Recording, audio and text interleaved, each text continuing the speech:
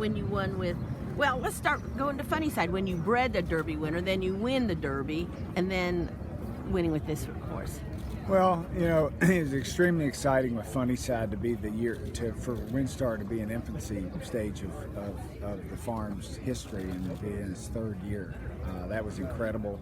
Distorted Humor's first crop, that was incredible. So there's great thrill there. I mean, to just be involved at some level with this race is a great thrill.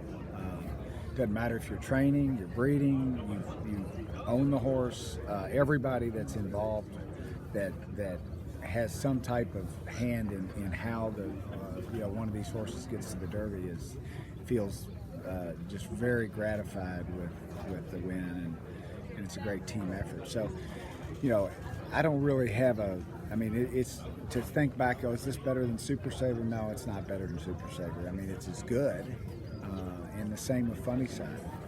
Now, if Bolt d'Oro had won, I don't know. That would have been since we had three in the race and that was a distinct possibility. Great horse. We talked about it. Kenny was saying in the suite yesterday that he was hoping Bolt d'Oro would win, and we were too. But there would have been a little bit of that. But we've been rooting for Bolt d'Oro all along. I mean, he was our best yearling of the year, and so it would have been. But that might have been a little bit of a different feeling. Now, as a trainer, you've nearly won the Preakness a couple of times. Could you just talk about, since I'm working for the Maryland Jockey Club, the Preakness Stakes? I do. I'm a hired gun, yeah. But anyways, so can you just talk about the uniqueness of the Preakness and trying to win? I don't think WinStar, you haven't won the Belmonts, Derby. Yeah, we haven't won a Preakness except that we had secured Exaggerator for stallion duty. We didn't have any ownership in the horse until he retired. But that's the one race that we haven't won yet. So it would be exciting to actually do that. And could you just sort of talk to the flavor of the Preakness versus the the character of the Kentucky Derby, how the races are similar and how they're just atmosphere, everything? It's a little bit looser atmosphere. It's not quite as pressure.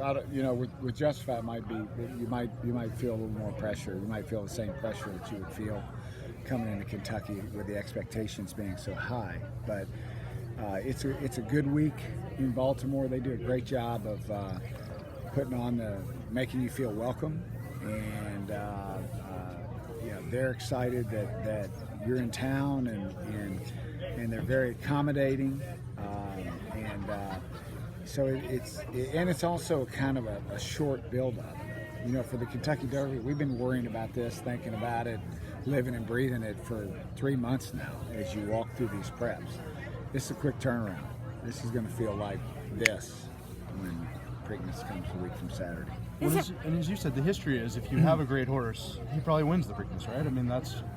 If you study it, that's yeah. I think it's funny because I as a trainer, ran in the Derby twice, finished second with Menifee and Victory Gallop, and both times they went to Pimlico favored, and just had tough trips here, and then they couldn't turn the tables on who beat them in the Preakness. So even though they were expected, obviously the public felt like that they were the better horse in the Derby, or they wouldn't have been the favorite when they wound up in Pimlico. That's very unusual that the Derby winner's not favored. And Victory Gallop was favored, and Menifee was favored. So, and they still couldn't beat the Derby winner. So, it's 5-10 years ago. Somebody said you're going to have a horse that doesn't make his first start until 77 days before the Derby, and he's going to win the Derby. What would you have said?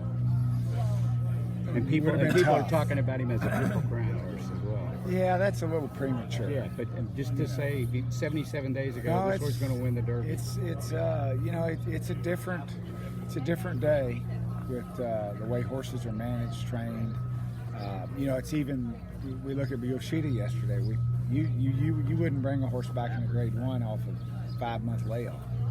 And horses, I think, are, especially with Bob and Todd, they're trained hard, and they do a great job, and they're trained. They race hard in the morning, so it's not like he's just had 3 starts. I mean, he's had a lot of workouts that are intense, and they're fit. So it is different today. Do you think that'll help the way Bob trains him? Is that why he's had success in the Preakness, and that will help with your horse in I the think it's Preakness? possible for that. Yeah, I do. I think he has a foundation that You can make the 2-week turnaround. He can make the 2-week turnaround. And he's also such a big horse. I mean, he's got a lot of flesh on him. And I think what we found with Super Saver was he just lightened up after the Derby. It was such an effort for him that he couldn't make that turnaround. And I think you see that sometimes with horses. Ellie, can you run through just the order of the ownership group? Were all four entities involved from the very beginning, or No, how did China that Horse Club and SF Bloodstock and WinStar